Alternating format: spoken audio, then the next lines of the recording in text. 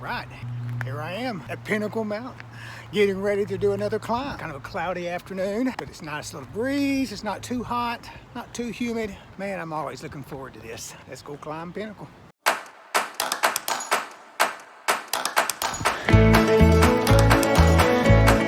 I came to Unity Church. I had left the church I grew up in, and so anyway, I had some friends, people that came to Unity of Little Rock, and so I finally went.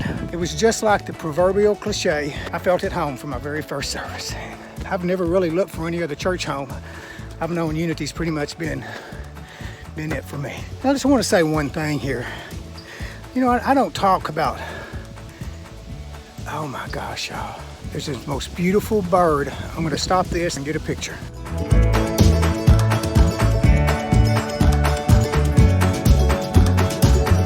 What it means to me to be a Unitic, this idea of freedom, how that I was able to attend Unity and able to explore different ideas. Hey, how y'all doing? I like that. Good, y'all doing all right? Yes. Religious life I'd had before I came to Unity was pretty restrictive. Restrictive in the sense that pretty fundamentalist, and everything you need to know about that you can find in the Bible.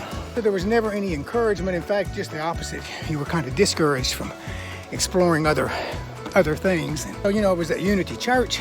It was where I first started studying Buddhism. I didn't know anything about Buddhism until I started attending Unity, and they had books on Buddhism in the bookstore, had classes on Buddhism. So I got a chance to study that. I got a chance to study a lot of the various religions.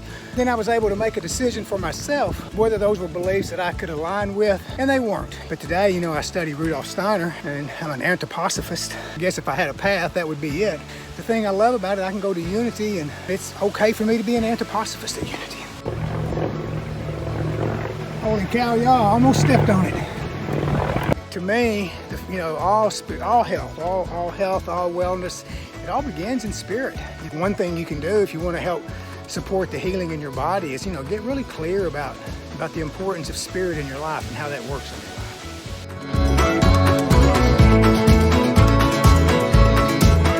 So I'm going to tell on myself here. When I was coming up earlier, I almost stepped on that snake. And I am scared of snakes, y'all. I hate to admit this, but I just don't like snakes. And every little thing that's rustled in the grass has made me jump. So when I talk about, you know, the importance of spirit and health and healing, and something to understand about, you know, where I come from, you know, I have what you might consider a spiritual conception of the world. You know, my premise is that everything around us, it's really all manifestations of spirit.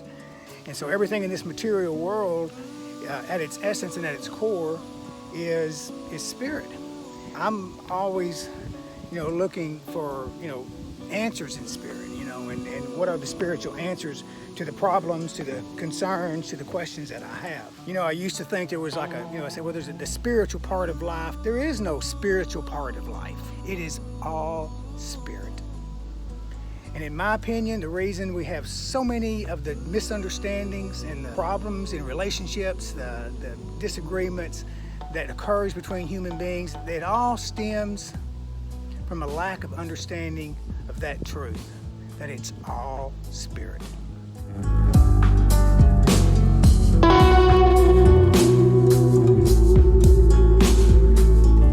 It's been a fun hike, I tell you. Been quite a few people out here on the trail, and people have been really friendly and talkative, and of course, if you know me, I'm pretty easy to talk to. I hope you're having a good day wherever you are, and I do appreciate you watching.